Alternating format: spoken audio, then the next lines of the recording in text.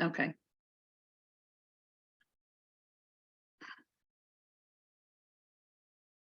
So I'm going to leave the meeting from this and go to my iPad so that it's working a little better for me. So. And thanks all so much. We're going to get started in just about 1 minute. But yes, Jackie, I do have the recording too, if Kyle's not here when we need it. I think she did put it on actually, so. Yes, we are recording, Patty and Jackie. So whenever you're ready. Okay. If I end out of this, Kyle, it won't turn the whole thing off, right? Because Patty's a co-host. If I go off the meeting right now on my laptop? Nope, I'm in as host too, Jackie, so you're all set. Okay. I'm just leaving the meeting then, okay. All right, Patty's co-host, good. Okay, am I just gonna start or? Hi, thanks for joining us. And I'll just make that introduction because Jackie's having a few tech issues. I'm going to introduce our fantastic state treasurer, Patty Frazier. Patty, take it away. Thanks so much, Kyle. Thank you all for joining us tonight for our monthly leadership development webinar series. I'm pleased and to be able to be joining you tonight for Get in Shape for 2023-24 with fiscal fitness tips. And so just a little bit of background on this particular presentation. It's really geared to people that are finishing their term as treasurer or just taking on the role as treasurer or just continuing. So you're going to hear things and you'll have to tailor them to your situation. But I think once you hear them, you'll recognize what I'm talking about. And so as I like to start all of my presentations, we are starting with our PTA mission. So the New York State PTA mission, PTA is a powerful voice for all children, a relevant resource for families and communities, and a strong advocate for the education and well-being of every child. And as we all know, as a 501c3 organization, being true to our mission is really one of the focuses that we need to make sure that we have when we're preparing and working and conducting the business of PTA. Whoops. So why fiscal fitness for a PTA unit? Fiscal fitness means feeling confident and secure about your financial situation. And that is for the officers that bear the fiduciary responsibility of the association. At the same time, the fiscal fitness of the association provides the transparency for all of our members to feel confident and secure that the organization that they're a part of is doing what they should do when it comes to handling the finances of the association. As always, we have a great support system set up for all of our units across the state, and your first line of contact is your region. If you aren't familiar with who your region director is and their team of people that they have to support you as a local leader, this is a live link here that you can reach out to the New York State PTA website to see the contacts. You'll see this map. It's a little bit small here, but you'll see the map in full on when you use that link, and then you can just locate your region director based on your county. So as we go through the presentation tonight, we're going to do question and answer at the end. So you can put your questions in the chat and we'll collect them and be able to answer them at the end. So the duties of the treasurer, just going to really quickly go through. These are a combination of things that we know from best practices as well as what's outlined in your unit bylaws. Maintain accurate and detailed financial records, help prepare the PTA budget, receive and disperse funds, report on finances at the PTA meetings, and that means all meetings, whether it's executive committee, executive board, or general membership. Ensure the monthly financial reconciliation is complete. Prepare an IRS report using either Form 990EZ or 990N. Prepare the books for the annual audit and ensure that the audit is completed, and then update financial procedures as necessary. It's a pretty extensive list. And so one of the things that I really want to talk about first is, while those of you that are on the call or on the webinar that have accepted the role of treasurer, please know that the most important thing that you can do in fiscal fitness is to flex your muscles to make sure that the executive committee is aware of these duties, and that these are quite extensive, and that really these duties only work with the support of the entire executive committee. So no PTA treasurer should be left really on their own, shouldering all of these duties without the full support of the executive committee. So we're going to go right into preparing for 23-24. And the way we're going to do that is by finalizing 22-23. So the first thing that you want to do, and the most important thing, because we really want to have this as a May 30th deadline, is ensure that all your membership dues for this current year have been received as the treasurer, and that the state and national portions have been paid. So again, a conversation with who's ever running your membership campaign, whether it's a membership chair, a volunteer, or one of the other officers, just have that conversation to make sure that we have everybody recorded, and that we have presented the dues to New York State to be separated. The state will keep their portion and forward the rest on to national. And it's time to prepare for the audit. Your audit committee, the information for that is outlined in your bylaws as far as setting up the committee and who can be participating on it. And so as the treasurer that's going to be sharing the books and the financial records, it's really time to start preparing to make sure that you have everything in order to make the job of the audit committee go as smoothly as possible. You should take a moment at this time to review the past 990 filing. What form was used. As we know, the 990N is the simplest form. We call it the postcard because it actually used to be physically a postcard, but right now it's actually just a short form that you fill out online. So if that's what you filled out in the past, know that you're going to have to be doing that again, and just check the information so you know what you want to fill in this time. If you did do the EZ form, you just want to take a look at that so you can maybe start to gather the records together. The portal, and we'll talk about this later, opens on July 1st, and you have till November 15th to file. But the quicker you file, it's just one more thing off your plate. So you really take a look at that filing. Again, if you're moving on and passing this on to a new treasurer, they might have questions. And so that might be some things you might want to highlight for them, some of the entries that you had on your 990 EZ. It's time for insurance to submit the insurance paperwork and the premium to go along with it. So this again is the treasurer working with the president who is going to sign the paperwork. But the two of you can work together to make sure that you are completing all the paperwork correctly to submit, and then also the right amount of premium. We do have a set premium that's like the baseline, but we as units, you do have the option to add on optional coverages, so that increases your premium a bit. So work together with your president to make sure you have that done before your current insurance expires on July 1st. And then also make arrangements for the bank signatures to be changed over for the upcoming year. You can do them closer to the end of the fiscal year. You don't have to wait till July 1st. You can kind of smoothly transition into that. But maybe just check in with your bank to make sure that you know exactly what needs to be done. Every bank has different requirements. Some banks require all of the officers to come in together. Some allow the officers to come on their own time. Some expect a certain amount of identification, like a driver's license. Some expect more. So just if you could stop in at your bank to make sure that what you have in place, so that when you all do go to the bank, it can be done efficiently. And most of you probably already have your files set up, but this is when we say files, and I have that in quotes because these files can be saved electronically on a flash drive, in a Google Drive, however your unit is choosing to do it, or you can still do this by paper.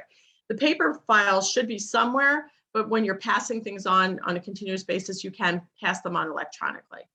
So the files should always include the current approved bylaws, your current approved procedures, your letter of determination that identifies you as a 501c3 organization, your original New York State sales tax exempt certificate. So again, there's a certificate and then there's a separate form that you use when you're submitting it to vendors or retailers for the tax exempt purpose. So the original certificate should be in the treasurer's files. Your insurance certificate for the upcoming year, which will be issued after you pay your premium, And then, of course, what we talked about earlier, a copy of whichever filing that you did for the past fiscal year. And then going back to organizing your records for, especially for the audit committee's use. You want to have your audit report from the prior year. So you want to have the 21-22 audit report available, so that, again, that will be your starting point for the 22-23 audit. Your budget and your year-to-date status, all the financial reports, the checkbook, the ledger, your bank statements, all organized and together. You can make notations on any of those if there's any anomalies that might have happened, and that always is helpful to the audit committee if something did happen, so that they're not searching for information when the numbers don't quite match at the end. And then any forms that you use as a unit, requests for reimbursement, deposit, cash reconciliations for the end of an event that you use for your deposits. And then if you use a form for your monthly reconciliation. So you want to make sure you have all of those in place, either to keep for yourself or to pass on.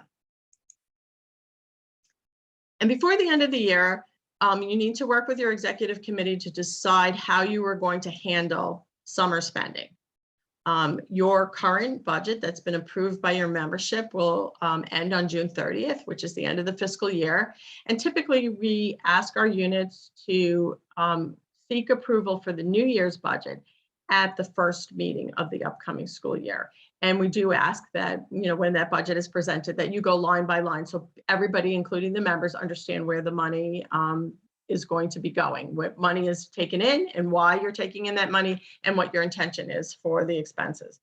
So that leaves a gap from July 1 to your first meeting of the year. So you need an authorization to be able to handle any expenses or income that might happen during that time frame.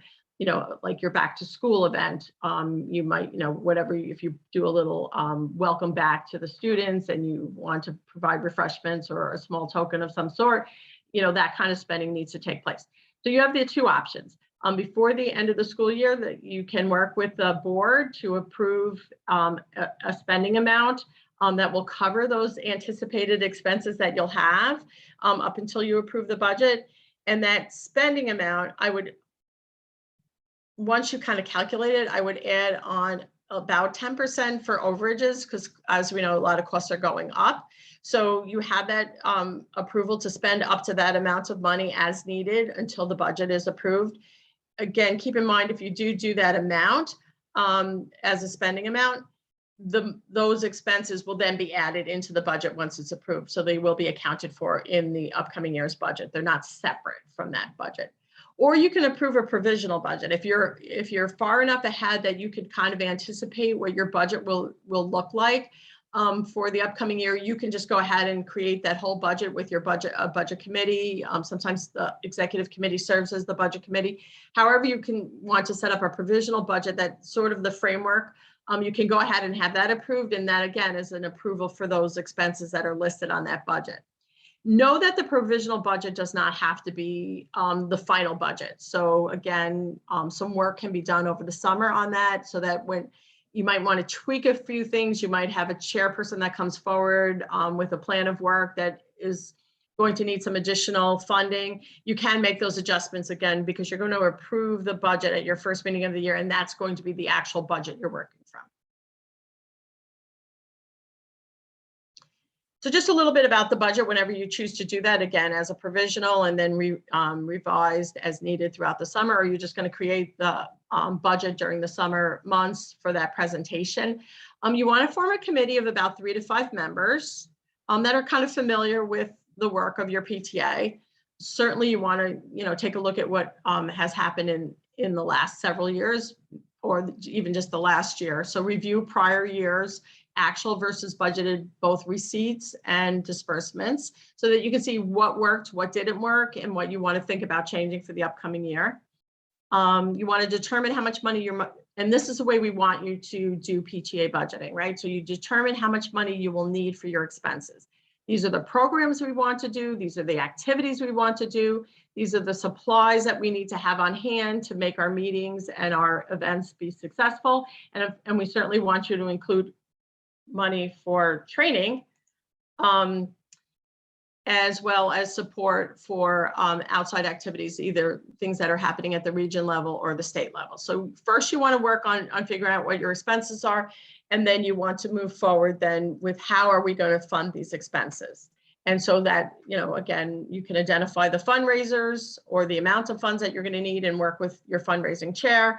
And you certainly will receive some income from membership if that's something that you count on. A lot of our units don't usually count on membership money to fund their operating budget in a big way, but some units do. So that's one way. And then of course, you do want to take into account your carryover.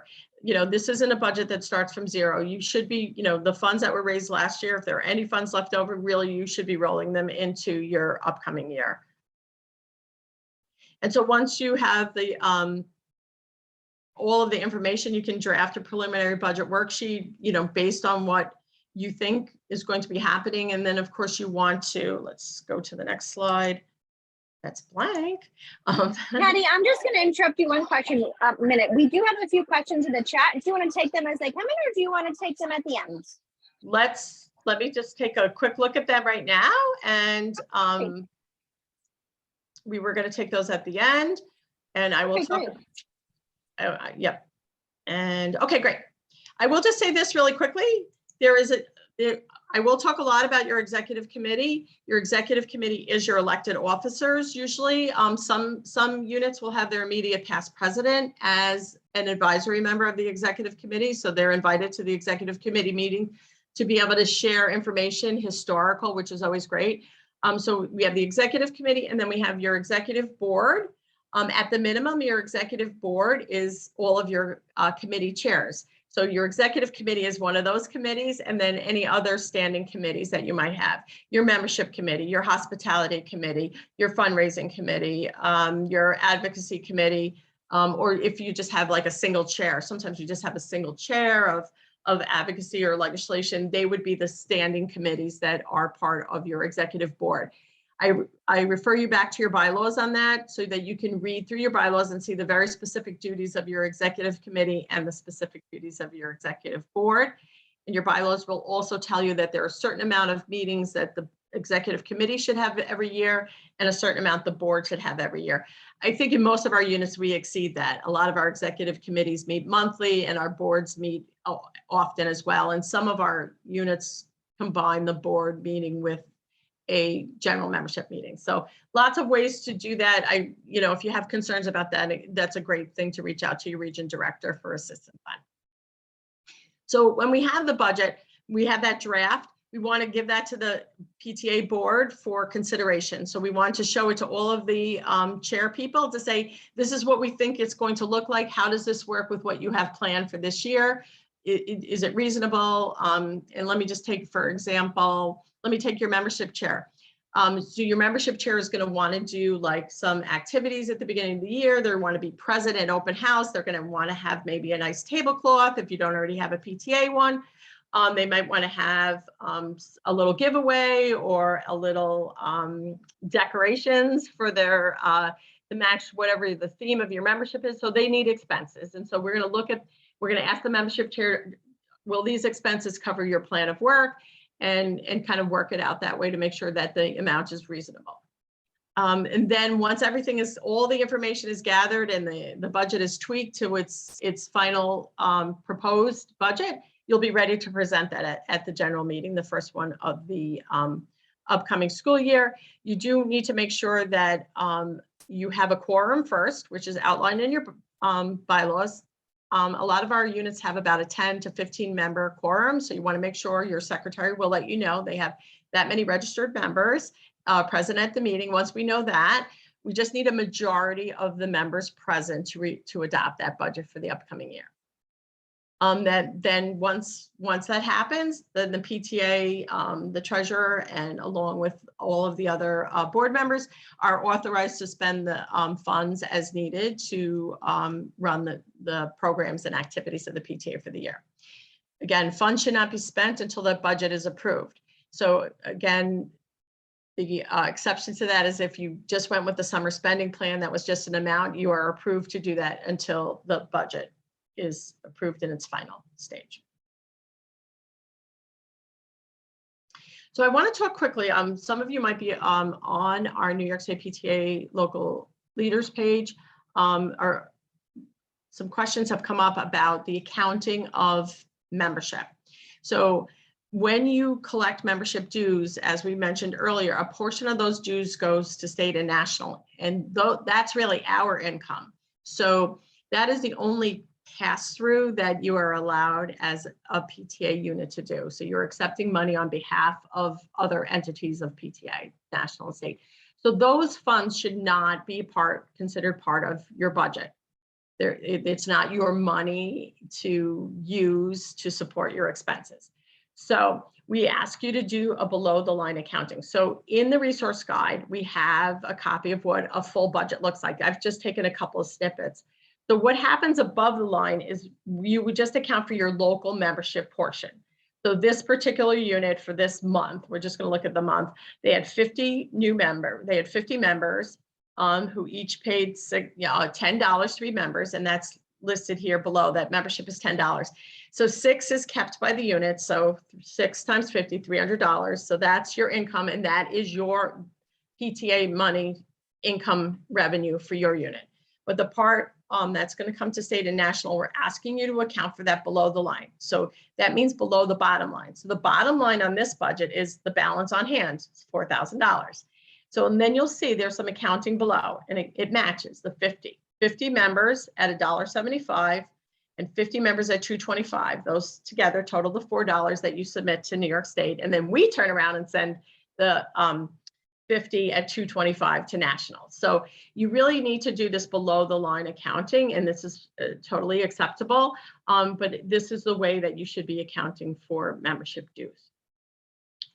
So the additional question that came in today was about opening up the membership through Member Hub to accept memberships now for 23-24. It is acceptable for you to do that. It is not considered income for this year because it is for 23-24 dues. So you would use the same system for below the line accounting of any of those early registrations for membership. You'll use a below the line accounting, but you'll account for all of the money below the line. So you'll account, so instead of just having state and national listed here, you'll have state, national, and local, and you'll have all of that totaled there. And you want to make sure that you point that out to your audit committee, that you do have funds in your account that are not going to be expensed until the upcoming year. You don't need to create a budget line for 23-24 dues, income for local. You can just use this below the line accounting. Creating a budget line is an amendment to your budget, and there is some process that you need to go through. And really, what you'll do is you'll just take the money in now, and then you'll assign it to your 23-24 budget once the fiscal year opens in July, or once you have your budget approved. Sorry. So first steps to 23-24 as we're rolling into 23-24. We want to review our procedures that we have as treasurer. And if you don't have procedures, it's a good time to start writing them at the beginning of the year. And basically procedures is just anything that's not covered in your bylaws, or it expands on what's in your bylaws. You just start writing down what you do. I have reconciliation every month. I've asked so-and-so to do reconciliation. So you have, the procedure would be request 2 members to do the reconciliation. As any of you have been on my presentations before, I will highly recommend that you identify people that can do the reconciliations for you on a monthly basis and that are willing to serve as your audit committee, because they're so familiar with your work, because they're looking at your monthly paperwork and your monthly reports, that when it comes time to do the audit, it will go very quickly and very smoothly. So you want to just look at the procedures, how you handle accepting requests for reimbursements, how you're going to handle that. There's always something about how you're going to handle sales tax. We are New York State sales tax exempt, so every unit has that, but there are times when a person who is purchasing things on behalf of PTA, either the vendor won't accept our sales tax exempt, which does happen, or they don't have it available and they just time didn't allow and they wound up paying tax. That is an individual unit decision whether or not you will reimburse tax. So those are some of the things that can be in your procedures. They're very specific to your unit. But what's good about procedures is they can be amended as needed. So again, if you have procedures and in September they sound great, but as you know, September moves on, you need to make some changes, you can request and get approval of those changes at your next meeting from your membership. So you don't have to go through a process like we do when you amend your bylaws. So take a look at the forms that you are using for the various ways to keep your books in order, how you accept invoices and how you keep track of the check that match the invoice, that type of form, reimbursement forms, cash accounting forms, all of those forms that we talked about earlier. And you take a moment to revise them as needed. Sometimes they have dates on them, so you want to make sure you have updates for the years or all those other things. So review those. And then everybody should review the insurance guide starting July 1st. So the current insurance guide, section 5B, part of the resource guide found on our website, and I have the link at the end of this presentation, is being updated. We update it every year. So we go through a great review. Our AIM Insurance reviews it with us. Our membership and insurance manager at the PTA office, Kyle, executive director, myself, president, we all review it to make sure that everything is what we want it to be for the best information for our units. So on July 1st, there will be a new insurance guide. You can take a peek at it now just to make sure everything's in order. Certainly pay attention to the play, pause, and stop list when you're working with your new chair people to make sure that they're aware they should be checking this before they start planning any type of activity, to make sure that they're not planning to do something that appears as maybe a stop item. Those of you that are working with older units, we are seeing some activities where they're going out to some places that offer like that hatchet throwing type thing. Know that weapons and any use of weapons like that is on the stop list. So we would really discourage a unit from taking on that type of activity. So treasurer's reports are most important. We talked about earlier the transparency. A successful PTA unit, one that will be able to grow its membership and grow its support, are ones that can let their members know exactly where the money is. People are not going to want to be part of an association where the money is coming in, but nobody seems to have an idea of exactly how much money there is, where the money is, and who's in charge of it. So keep that structure of the treasurer's report. You should be presenting one at every meeting. And again, if there's not a general membership meeting, you should be sharing with the executive committee, the executive board, your current status of where the funds are and how much money is available, and how your expenses are trending, so that if adjustments need to be made, you can do them as needed. If you can't attend a meeting, that doesn't mean you don't submit a report. You really should share that with the president so they can present it or have somebody else present it on your behalf at the meeting.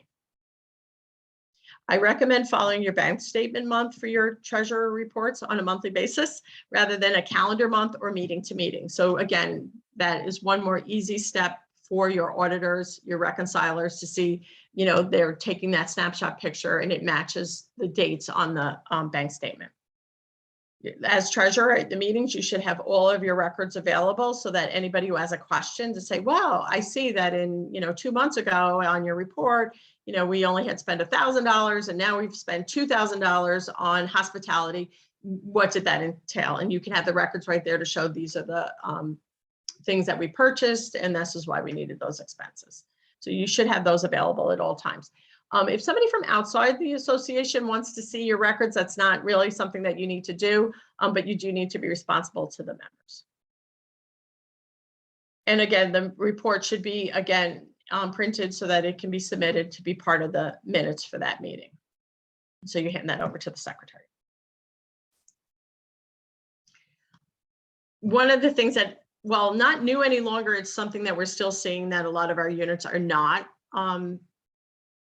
completing. And so the monthly reconciliation is the most important part of maintaining your fidelity bond, which protects you from loss of funds.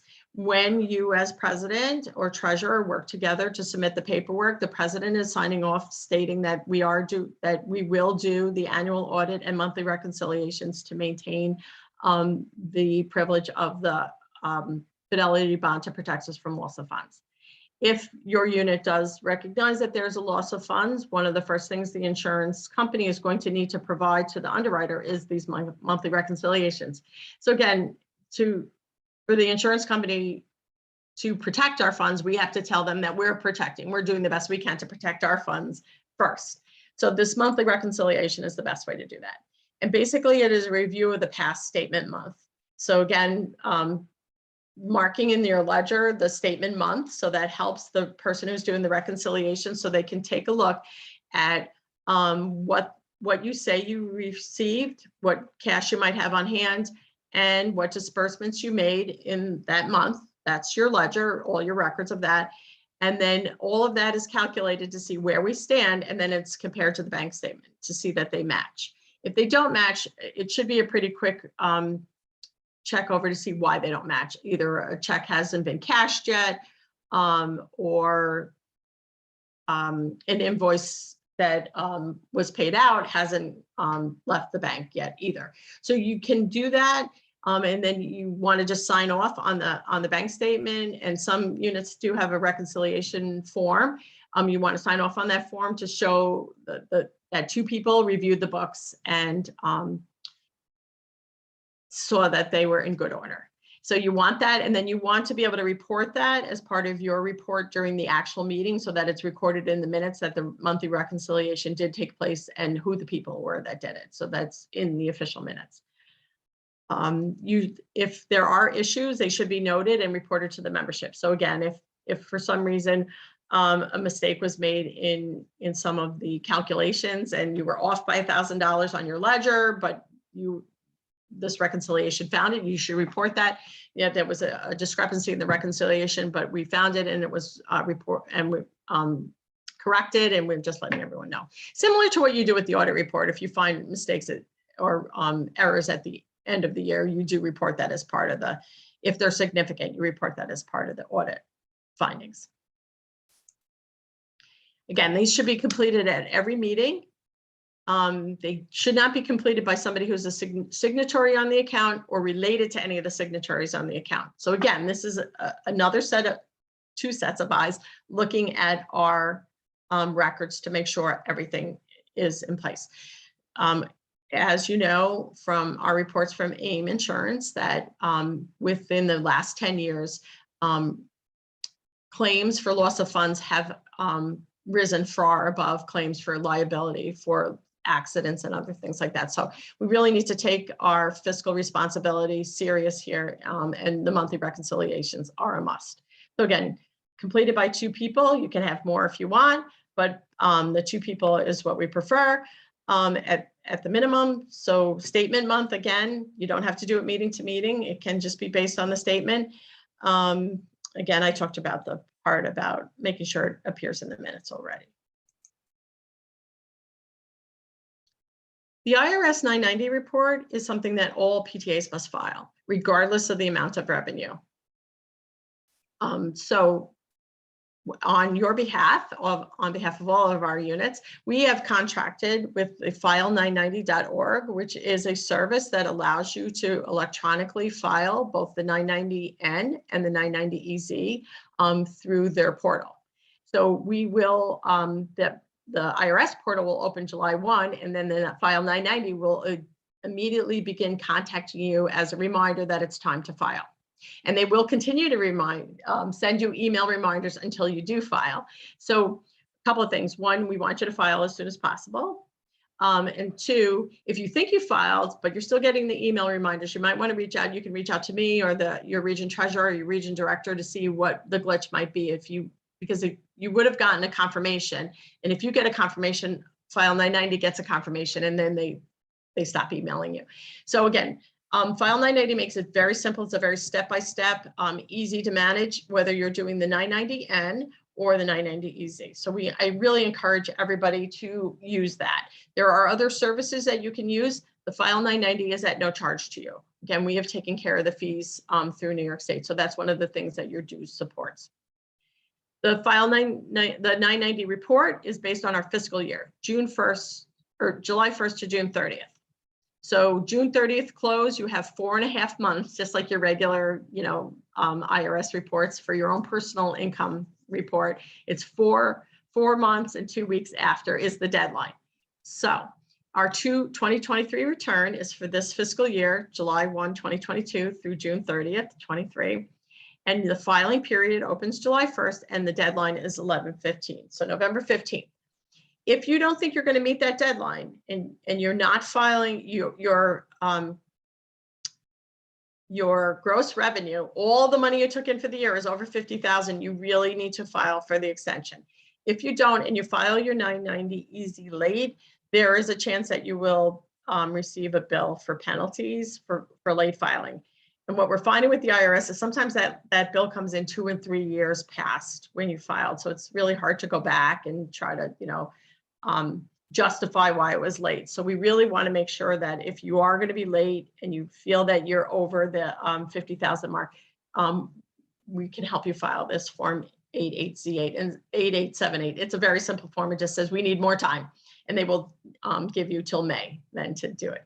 So the two forms that we talk about most, the 990N, the postcard, is if your gross receipts, again, that's all the money that you took in before you paid any money out.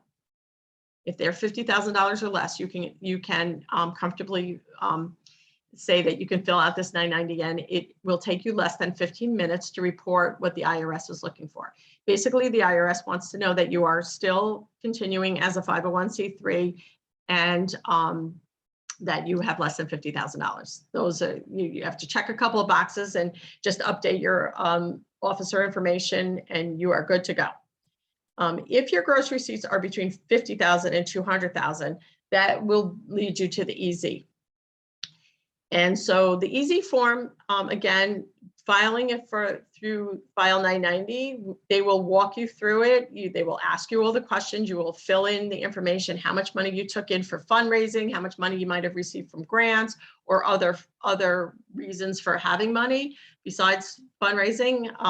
You'll fill it all in. It will ask you all the questions. It will take you to the schedules. There's a few schedules you might have to fill out. It will take you to the schedules. You'll complete all of that and it will help you submit it. I worked through it this year with a unit that had not ever filed the 990 EZ before, and we did it together. And again, they had all of their paperwork in order and it took us less than an hour. So again, we encourage you to look at last year's so that you know what you need to have in place if you're filing the EZ. You do have until November 15th to do that, but don't wait too long. Let's get it filed. You are well within your rights as a PTA if your members approve it for a professional preparer to go ahead and prepare your EZ for you. That certainly is within your purview to do. I have seen units paying anywhere between $100 to over $1,000 to have that EZ prepared. Keep in mind, it is doable. The IRS knows we're volunteers, and so that I think is part of how they review when they choose to accept our submissions. So keep in mind, it is doable on your own. But again, if for a level of comfort and transparency, if you feel like you want to have a professional do that, you certainly can. And one of the things that the 990 EZ through File 990 will walk you through the Schedule A, but I just want to make sure that everyone knows, because some preparers sometimes skip the Schedule A, but it is required for us as a 501c3. So that is the extent of the presentation tonight as far as the preparation for 23-24. I have given you some resources here at the end. The New York State PTA website. There you will also find the resource guide. Many of our previous webinars and workshops that have been recorded, both from these monthly leadership development series to the ones that we have done at convention, at summer leadership. So all of them are there for you to do. This one will be recorded and posted, and it usually gets posted within 24 to 48 hours so that you can come back and look it over. And we do have 2 Facebook groups that we encourage all of our leaders to join. They are safe spaces for conversations. People ask questions. Other leaders share their experiences. And most of our New York State PTA officers and leaders are also on these pages, and they will, respond accordingly with their experiences as well, or their knowledge that they have based on their position. I do reach out often on there as well. So that is our presentation. If you want to stop your sharing, Patty, for us, your screen. I'm gonna stop that. Okay. And so we can do some questions. I did want to mention that I did not have a chance to introduce Patty before she started, but that she is our New York State PTA treasurer, has extensive experience as our second term. She also has experience as the Western Region Western Region Director, and has worked both at the unit and council level in various positions. So we really do appreciate her expertise this evening. And as you can see, it's a very complicated and but very important topic that she has addressed with us this evening. So Patty, would you like to start with some questions? Okay. Sure. Jackie, I just want to thank you for that great ahead. introduction. And I want to say that, I talked about earlier at the beginning about the treasurer, making sure that she's part of the team and the team is on board with her. I have some extensive PTA experience, but this serving as New York State PTA treasurer was actually the first time I've ever been elected to serve as a treasurer. So, and we all appreciate the terrific job. I think it's doable. I think that I bring that up because I think I want people to know that, your PTA experience is really what we need in these officer roles. And even though you may never have been a treasurer, most of our officers should be familiar with how the books work. And so it does make it, a viable thing. So don't be dismayed or intimidated by the role.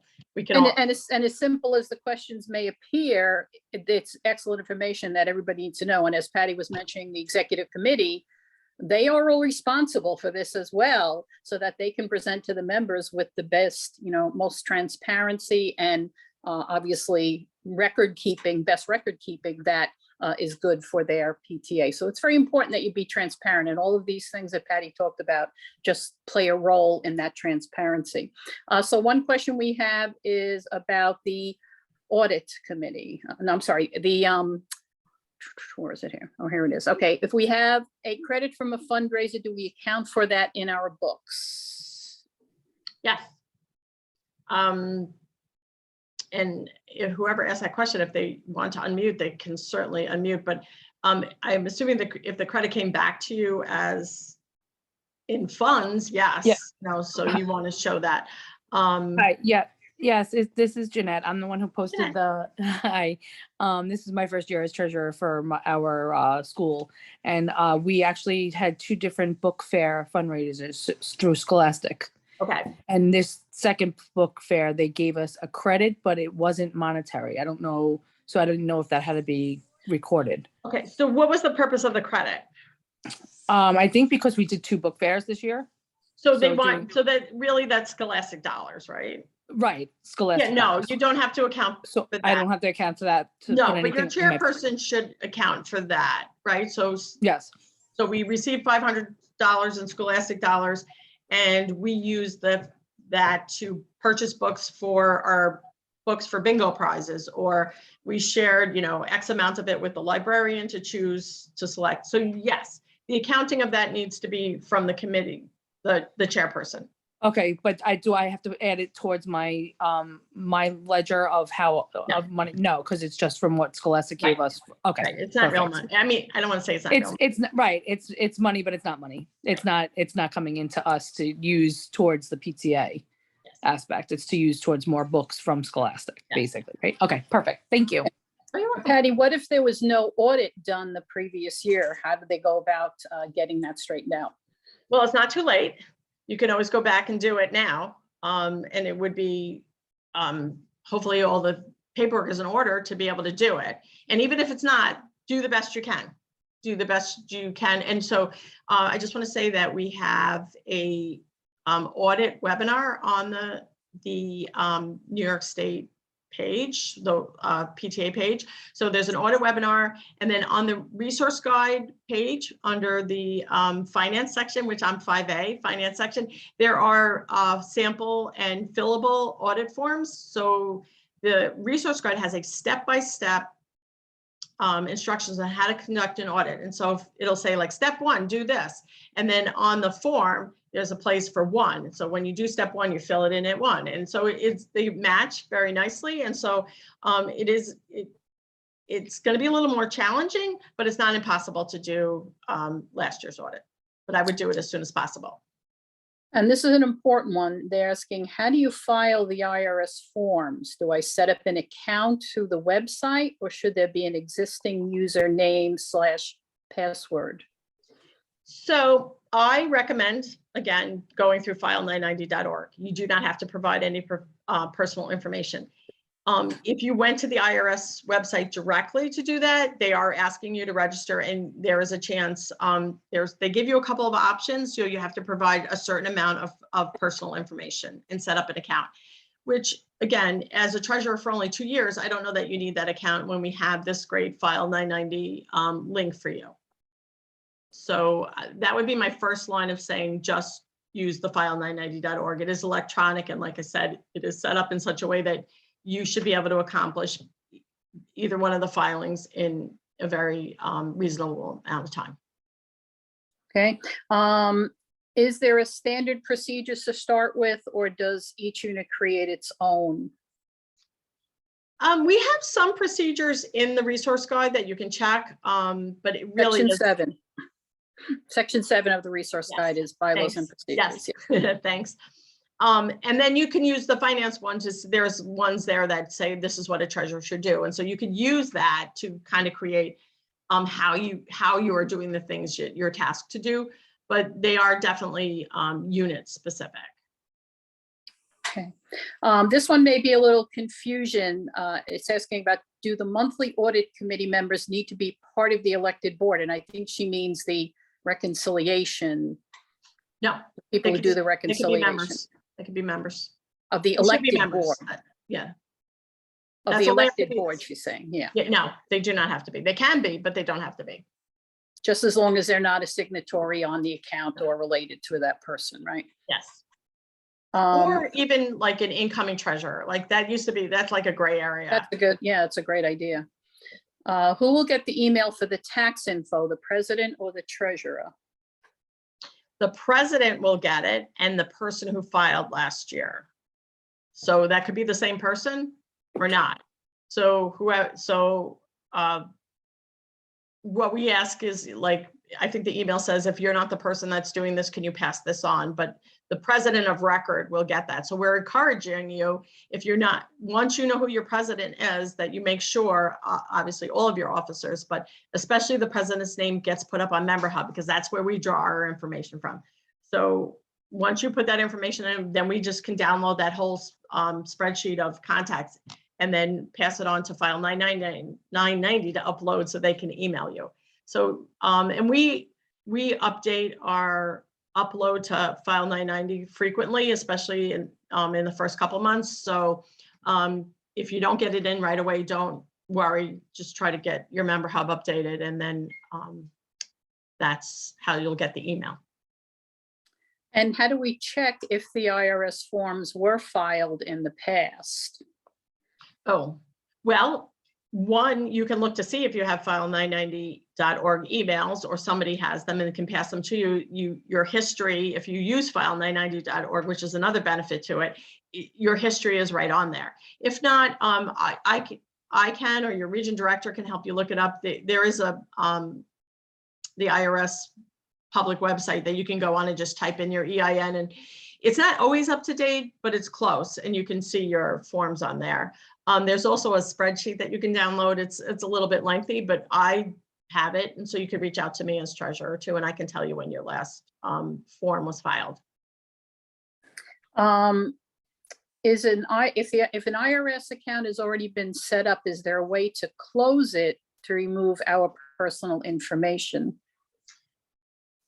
I'm not sure about that. I could find out. I never had that situation before, so I don't know. I honestly don't know the answer to that. I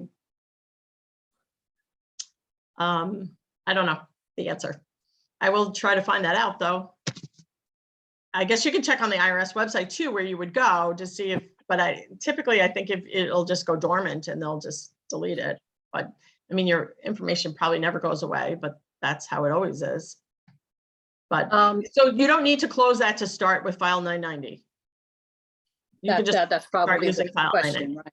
Yeah. The question came up about posting the slides, and yes, they will be posted on the New York State website a day or two under the leaders tab, under the training materials. So we have all of our webinars there. This one will be up. There will also be usually our office person puts up the actual copy recording of the webinar, so you can actually watch it again if you wish to. But also the slides are there for you to refer to if you'd like to just look through the slides, and that will happen in a few days. Let's see. Any other questions? I don't see anything else in the chat. Is there anyone else who would like to unmute and ask Patty a question about anything treasurer related? I do have a question, so I will answer everybody else's question first, but then I do want to just give a little update about the national dues potential. Oh, very good. Good point, Patty. Thank you. So if there are no further questions at this moment, I many don't of see you anything else. Yeah, I don't see anything else, so I think we're good. All right, thanks. Many of you are aware that at the National PTA Convention near the end of June, the National PTA Board is proposing and asking for the vote to approve an increase in the national portion of dues by $1.75. So they're currently $2.25, they would go to $4. That combined with our $1.75 would mean that's the portion you would be sending. But let's just talk about the national. Please keep in mind that this is proposed, so it still has to be voted upon, right? So the delegates to the national convention will be voting, and it will be a yes or no vote. It's not like sometimes when you have a motion and somebody wants to amend the motion, and like it's $1.75, but maybe somebody might want to come forward and say, I'd like to have an amendment to say $1. And then, that process, okay, we approve $1 for consideration, and then we have votes and all of that. That is not going to be happening. It is strictly a yes or no vote. So who can vote? All the delegates that are from all the different states. As a state, New York State PTA is entitled to 216 delegates, and we'd like to send as close to 216 as we can. So number one thing to keep in mind, it is proposed and it has not been approved yet. Regardless of if it's approved or not, we will be sending out guidance to all of our units now that we know that there is no discussion for maybe a lesser amount. It's a yes or no. So we are going to be sending out guidance to all of the units so that they have the two plans of action. If the dues increase goes through, blah, blah, blah. If the dues increase doesn't go through, continue on as you normally would. And the reason we're going to do that is because national is saying that if the dues increase does get approved, it really technically isn't effective until October 1st. Now, it doesn't happen that way as much in New York State now because we have the benefit of Member Hub, and so membership is truly 24/7.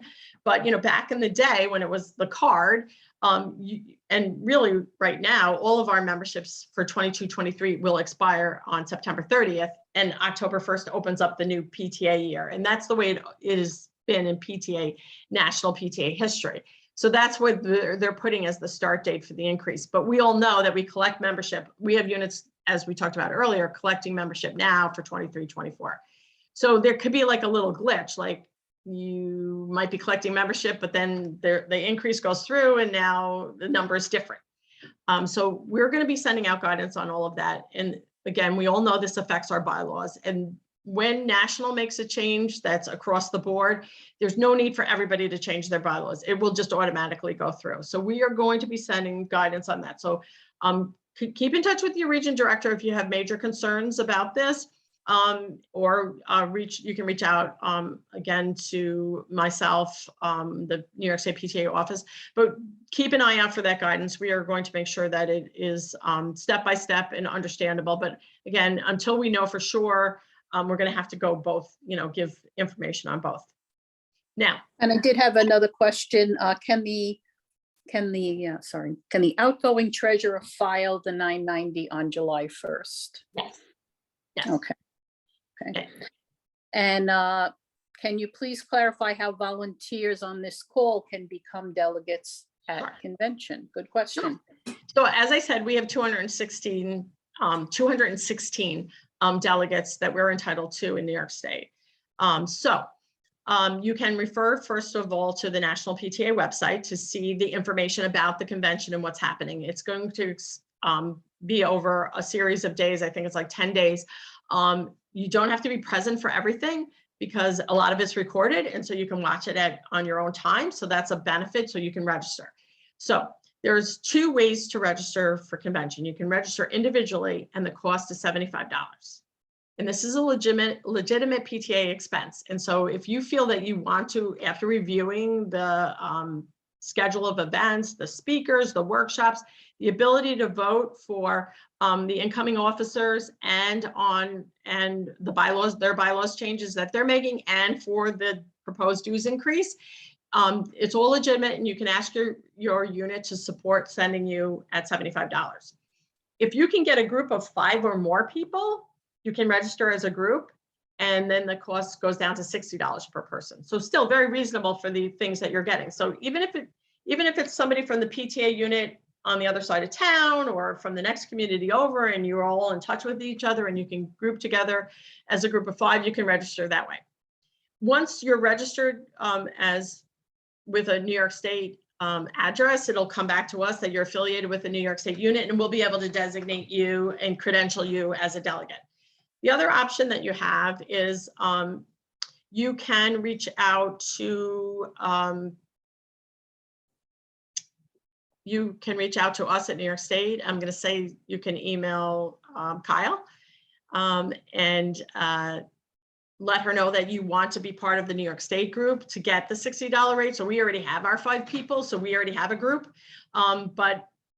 So if you can't find the other people to group with and you feel you want to save the $15, which is always a good thing, you can reach out to Kyle and she'll register you as part of our group, and then New York State will bill you for the $60. So those are the ways to register. But really, to attend the national convention for $75 or hopefully $60 if you can get the group is really, really a great use of PTA funds. The training that, the workshops that are going to be there, and 2 of our New York State board members are presenting workshops, so it'll be great for all of us to be there to support them as well. So, you have a really great opportunity to see some things happen in PTA differently as they do through national. So I encourage everybody. So that's how we would be getting our 216 delegates. And then the voting is electronic, and it's over a 24-hour period. The voting will open. You have 24 hours to cast your votes. It'll close, and then they'll in the next couple of days they'll finalize everything and then announce the results. And also our immediate past president from New York State, Dana Playton, is seeking election to the national board. Yes. So we would love to see her be elected. So that's a name to look for. And Yeah. they have bios of all of the people who are running for office. So you could take a look at that. They've all done little videos that you can watch. And it is a worthwhile way to spend the $75 dollars. Any last minute questions? Anything else for Patty before we conclude? Thank you, I Patty. see Lots of thanks. Julie has her hand up, but I think I answered your question already, Julie, but tell me if you can unmute and let me know. I did have another question. I'm outgoing. I've had my 2 years as treasurer, and there's actually a lot of empty spots on our executive board. We have 4 positions that are going to be open for the next election period. And oddly enough, we're having trouble filling all but the treasurer. So we have nominations for president and their secretaries and our vice president. But do you have any tips for recruiting a treasurer? So, and I know it's a busy position, so it's so you have a nominating committee? We do. Mm-hmm. And how did they reach out to the community to seek nominations? We have a telegram with all of our school parents. We sent out notification through Member Hub. Our principal had sent out our nominating committee letter, a notice of open positions to all of the school parents, and yet we haven't had anyone step forward. What do we do if no one steps forward? Well, I think we still have a little bit of time, right? So Sure, your of course. term doesn't end until June 30th. So I think that this is when the board, and by board, I am saying you're not just your executive committee, but that your board gets together and is informed of this, that we are still seeking a candidate, so that everybody can kind of network out there to your community to see who can find. Remember, the officers do not have to be parents.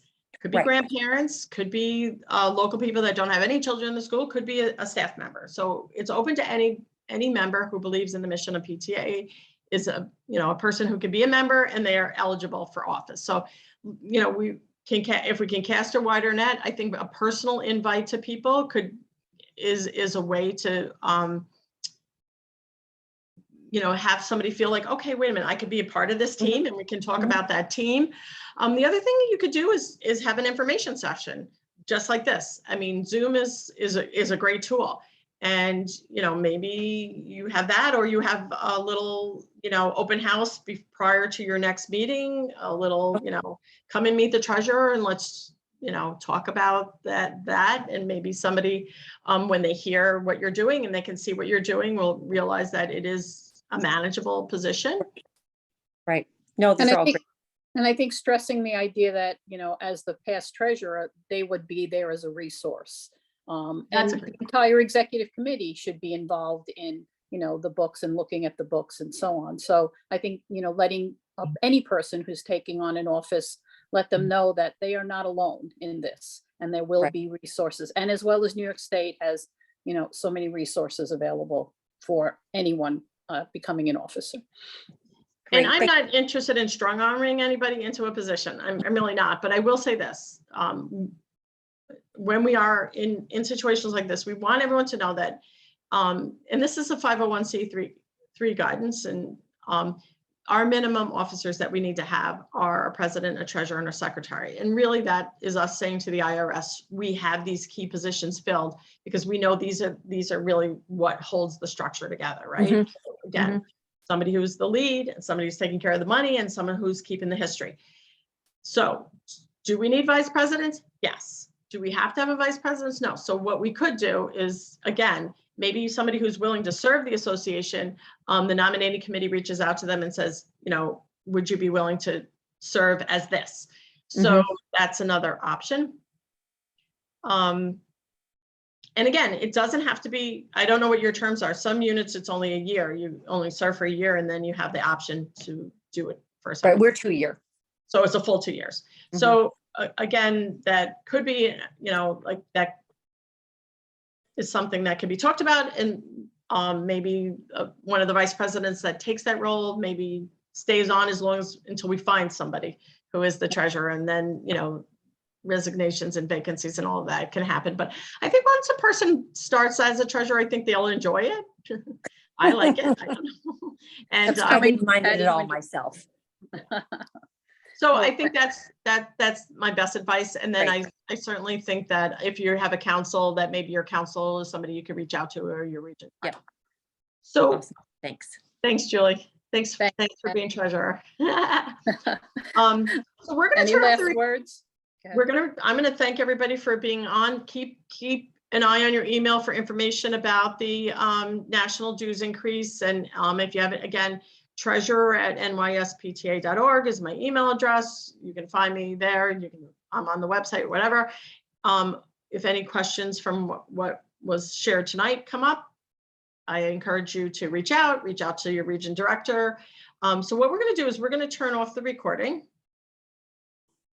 And then I'm going to say goodnight, but if there was any further questions that we didn't want to have on the recording, and I know that sometimes happens, I'm going to stay on for a little bit to help with those. But as we draw to the close of this year, again, I want to thank everybody for their service to PTA. I hope that you are moving on. If it's time for you to move on to something, again, that will use your skills that you've gained as treasurer, those of you that are treasurers that are continuing, I look forward to working with you over the next several months in any way that is needed. Please think about coming to Summer Leadership Conference. It will be in July at the Desmond Hotel, easy to get to in Albany. It's 24 hours of the best training that you could possibly have to really set the tone for the upcoming year. It's got a fun theme this year. You've got a friend in PTA, so a lot of Disney things will be happening. So it just adds another level of fun to the event. We had great reviews from last year. We had a lot of people who had attended for the first time. So we have a variety of workshops for first timers, for returning people. So lots of good things happening. So please consider attending the Summer Leadership Conference. And just a public service announcement, our final webinar of the year of our series of leadership webinars is June 7th, and that will be the 30-point checklist. So it's a way to take a look at the stock of what you've done for the year, what preparations you need to do, and how you can best pass on everything to the new officers or whoever is taking over for the following year. So that will be presented on June 7th. Okay. Okay. Okay. So good night, everybody. Good night, everybody. But again, I will stay on. I'm sure Jackie may stay on with me too as the host, and I'm going to stop the recording.